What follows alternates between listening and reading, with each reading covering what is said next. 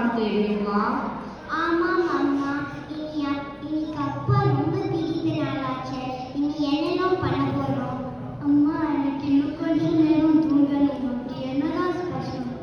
போகி பொங்கல் நல்லா கொண்டாடிட்டோம்ல. இன்னைக்கு திருவள்ளுவர் தினம். அப்படின்னா என்ன? திருவள்ளுவர் யார் தெரியுமா ஆத்மிகா? ரொம்ப பெரிய புலவர். அவர் கொண்டாடினார் இன்னைக்கு. அவர் அருமையா எளிமையா எல்லாருக்கும் தேவையானது சொல்லியிருக்கார். எதை பற்றி எல்லாம் அவர் சொல்லிக் கொடுத்தார்? கல்வி, கேள்வி, ஒழுக்கம், அன்புன்னு பல பண்புகளை பாடல் வழியா சொல்லியிருக்கார். அந்த பாடல்கள் எல்லாம் நம்ம குரல் என்று சொல்லவும். ஒரு குறளும் வெறும் 7 வார்த்தையில ஈஸியா சொல்லி கொடுத்திருக்காரு. அதான் அவரோட தனி சிறப்பு. அவரோட ஒரு குரல் சொல்லேன் தர்ஷனா. ஆத்மிகா, எனக்கு ரொம்ப பிடித்த குரல் சொல்லிட்டா.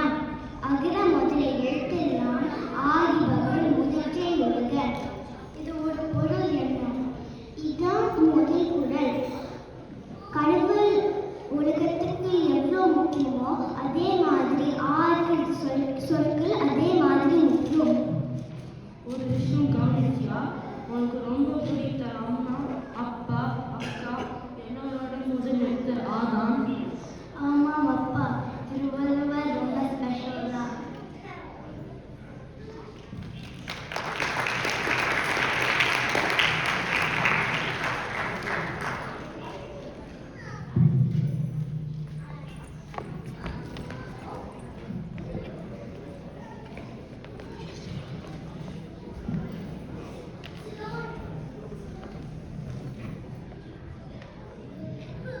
வகுப்பறை.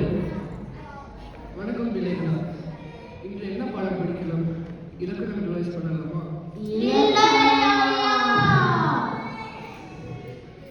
கண்ணகி மதுரை. இது எந்த காலம்? இல்லாத காலம். எல்லாம் விளையாட்டா வந்து இது இறந்த காலமா? சரி, அதை விடுங்க. நேற்று வள்ளுவர் தினம் கொண்டாடுகிறீர்களா? அந்த வள்ளுவர் யார்? அவரை பற்றி கொஞ்சம் சொல்லுங்க. அவர் ஒரு பெரிய புலவர். உலக பொதுமறையான திருக்குறளை எழுதியிருக்காரு. மொத்தம் 1830 குறள்களை எழுதியிருக்காரு. 133 அதிகாரங்கள், அறத்துப்பால், பொருட்பால், இன்பத்துப்பால் 3 பிரிவுகள் எழுதியிருக்காரு. சரிதாங்க ஐயா? சிறப்பு, மிக சிறப்பு. திருவள்ளுவர் ஒரு மிமிக்ரி ஆர்டிஸ்ட் தெரியுமாயா? ஏன்? 1330 குறள்கள் சொந்தக்காரராச்சு. அதான்.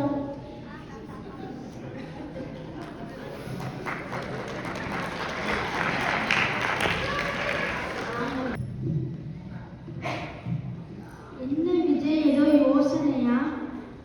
படித்தல் கற்றல் ஒன்னா வேறா? அதான் யோசனை. பாட புத்தகம் படிக்கலாம், நியூஸ் பேப்பர் படிக்கலாம். எதை படித்தாலும் அதிலிருந்து என்ன புரிஞ்சியோ அதான் கற்றல். புத்தகம் படித்து அப்படித்தான் படிக்கிறோமா? இல்லை, மற்றவங்க சொல்ற கதைகள் கேட்டும் கற்கலாம். மற்றவர்களில் இருக்கும் நல்ல பழக்கங்களை பார்த்தும் கற்கலாம். ஓ, அப்படியா? உனக்கு காந்திஜி தெரியுமா? அவர் சிறு வயதில் ஹரிச்சந்திரன் நாடகம் பார்த்தார். ஹரிச்சந்திரன் வாழும் கடைசி வரை உண்மை மட்டுமே பேசியவர். அந்த நாடகங்கள் மாற்றின. அவர் வாழ்நாள் முழுவதும் பொய் சொல்லவே இல்லை. அகிம்சை வழியில் இந்தியர்களுக்காக போராடி வென்றார். இதைதான் வள்ளுவர் ஒரு குறளில் அழகாக கூறியுள்ளார். கற்க கசடரை கற்பவை கற்றபின் நிற்கதற்கு தக.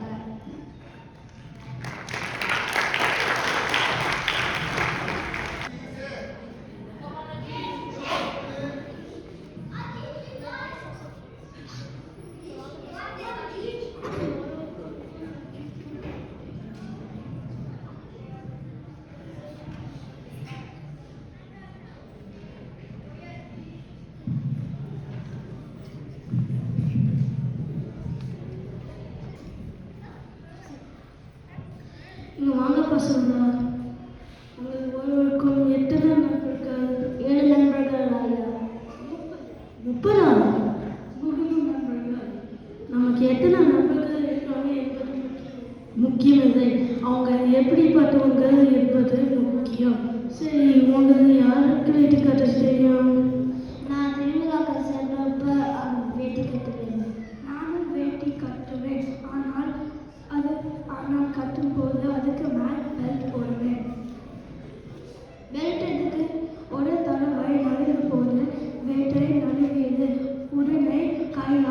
முடிச்சிட்டேன். அதுக்கப்புறம் மறக்காமல் பெல் போடுவேன். பாட்டியா, வெயிட்டிங் வரும்போது கை தானாகவே உதவி வந்தது இல்லையா? அது போலத்தான் நட்பும் என்கிறார் வள்ளுவர். இது குரல் எனக்கு தெரியும். உடுக்கை எழுந்தவன் கை போல ஆங்கை இடுக்கன் கலவுதான் நட்பு. இதுக்கு மீனிங் என்னது? நமக்கு துன்பம் வரும்போது தானாகவே வந்தவன் தான் உண்மையான நண்பன் மற்றும் உண்மையான நட்பு.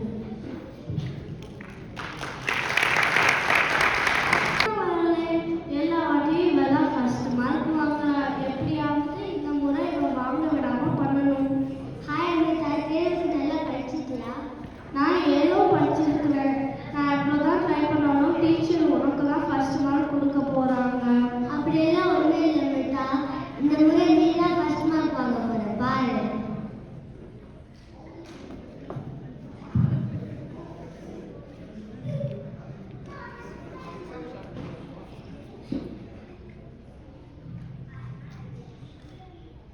எக்ஸாம் ஸ்டார்ட் பண்ணலாமா? ஓகே ஐயா. ஓகே.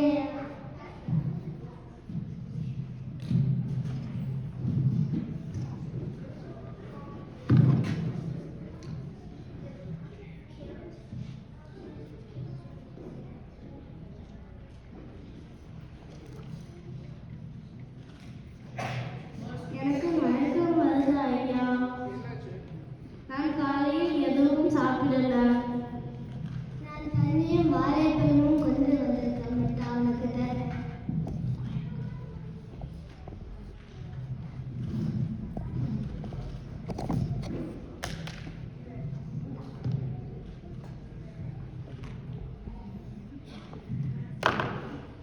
என்னை மன்னிச்சிரு பிரயத்னா.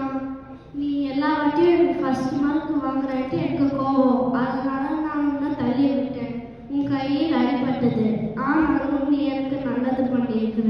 நீ இல்லாமல் நான் என்னோட எக்ஸாம் எப்படி எழுதியிருப்பேன்? நீ என் தோழி அமிதா, உனக்கு உதவி செய்வது என் கடமை. அப்புறம் வள்ளுவர் என்ன சொல்லியிருக்காருன்னு தெரியுமா? யாராவது நம்மளுக்கு கெட்டது செஞ்சாலும் நம்ம அவங்களுக்கு நல்லதான் செய்யணும். சரியா சொன்ன. அந்த குரல் இதுதான். இன்னா செய்தாரே ஒருத்தல் அவர் நன்னயம் செய்த விடல்.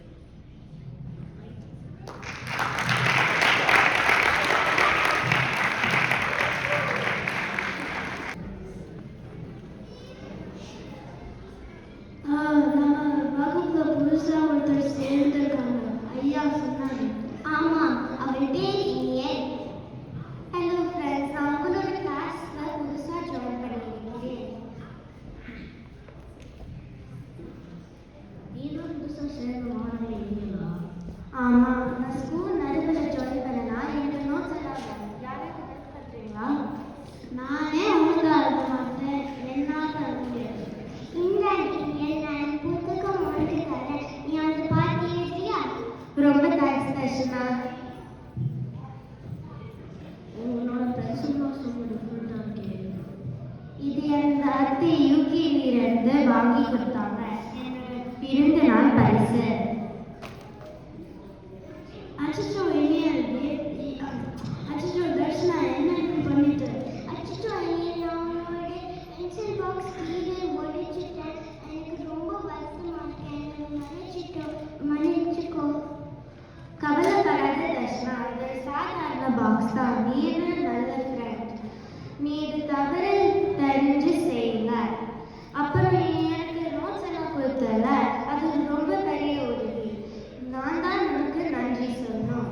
அருமையியல் இதுதான் வள்ளுவர். நன்றி மறப்பது நன்றன்று, நன்றல்லது நன்றே மறப்பது நன்று சொல்லியிருக்காரு. இந்த அத்தி நெக்ஸ்ட் டைம் வரும்போது நம்ம எல்லாருக்கும் பென்சில் பாக்ஸ் எடுத்து வர சொல்ல போகிறேன். ஐயா ஜாலி. ஃபஹிமா, வாழ்த்துக்கள். நான் இருக்க, நீ அட்டி இருக்க. என்ன தெரிஞ்சு வாழ்த்துக்கள் எல்லாம் சொல்லுவேன். நான் தொலைக்காட்சியில் உன்னோட நியூஸ் பார்த்தேன். மிக மகிழ்ச்சி. நீதான் குரல் போட்டில் 1330 குரல்களும் சரியாக சொல்லிவிட்டாயாமே.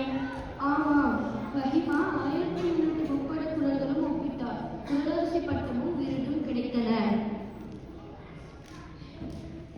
நீங்கள் தான் அவளுக்கு எல்லா குரல்களும் சொல்லி தந்தீர்களா?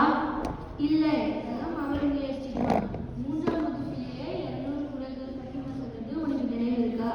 ஆமாம், அத்தீர திறமைதான் உனக்கு பகிர்மா. என்னோட ஆசிரியர்களின் ஊக்கமும் ஒன்ன மாதிரி நல்ல நண்பர்களோட அன்பும் தான் இந்த சாதனை நான் செய்ய காரணம். சரி, உன் தோழிகிட்ட கேளு, அவனோட லட்சியம் என்னன்னு. குரல்களின் ஆங்கில மொழி பெயர்ப்பை படிக்கிறது. இதெல்லாம் பார்க்கும் பொழுது உங்களுக்கு மகிழ்ச்சியா? சாதாரண மகிழ்ச்சி அல்ல, அவள் பெற்ற பொழுது விட 1000 மடங்கு மகிழ்ச்சி. அதனால் அம்மா ஈன்ற பொழுதின் படிதுவக்கும் தன் மகனை சான்றோம் என கேட்டு தான் வள்ளுவர் சொல்லி இருக்கார். வாழ்க திருக்குறள், ஓங்குக திருவள்ளுவர் குரல்.